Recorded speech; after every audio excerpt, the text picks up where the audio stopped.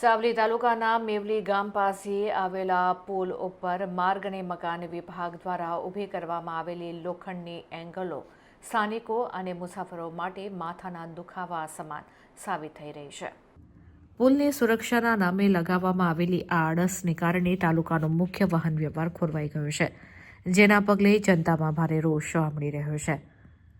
લોખંડની એંગલને કારણે ST bus પુલ પરથી પસાર થઈ શકતી નથી. પરિણામે બસોને અધવચ્ચેથી જ પરત વળવાની ફરજ પડી રહી છે, જેને કારણે નોકરિયાત વર્ગ અને ગ્રામજનોને ભારે હાલાકી ભોગવવી પડી રહી છે.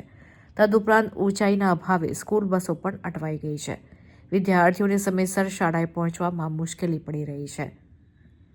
જીવન રક્ષક 108 એમ્બ્યુલન્સ માટે પણ રસ્તો બંધ, જે સૌથી ગંભીર બાબત છે કે આ એંગલ જમીનથી માત્ર 2.5 મીટરની ઊંચાઈએ લગાવવામાં આવી છે. સામાન્ય રીતે 108 એમ્બ્યુલન્સની ઊંચાઈ 2.8 મીટર જેટલી હોય છે, જેને કારણે ઇમરજન્સી સેવાઓ પણ આ માર્ગ ઉપર ઠપ થઈ ગઈ છે. દર્દીઓને હોસ્પિટલ પહોંચાડવા માટે લાંબો ફેરો કરવો પડે તેમ છે, જે કટોકટીના સમયે જીવલેણ સાબિત થઈ શકે છે. આજે રસ્તો બંધ થઈ ગયો. કયા કારણથી? બ્રિજ નબળો હોવાથી.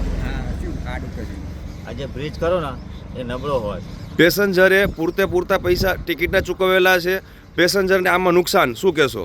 પેસેન્જરનું કંઈ નુકસાન નહીં, કારણ કે આમાં શું બ્રિજ જ અચાનક બંધ થઈ ગયો હોય, પેસેન્જરનો કોઈ મતલબ નહીં. 20 વર્ષથી ગાડી આવે જ છે સોડાસા. પણ હાલમાં તાત્કાલિક ધોરણે રસ્તો બંધ કરી દેવામાં આવેલો છે. એસટી વિભાગને કોઈ જાણ કરેલી ખરી? એસટીની કંટ્રોલ પોઈન્ટથી જાણ કરી, Savli bus stand control point જે ખરું ને ત્યાંથી જાણ કરી કે આગળ ગાડી જવા દેવાની નહીં. તો પેસેન્જરો નુકસાની? પેસેન્જર આજે 4-5 જે પેસેન્જર છે એના આજના દિવસ માટે તો નુકસાન જ. તો આવનાર સમયમાં બ્રિજ ખુલ્લો મુકાશે કેમ? આવનાર સમય હવે બીજા મુસાફરો જે ઇકોમાં આવે છે એવા આગળ સાવલી જતા રહે, સાવલીથી લઈને જઈશું નડિયાદ. તમે કયા રૂટની બસ ચલાવો છો? નડિયાદથી સોડાસા. સાડા સાત. આપનું નામ? ડાભી કહીજી ડાભી.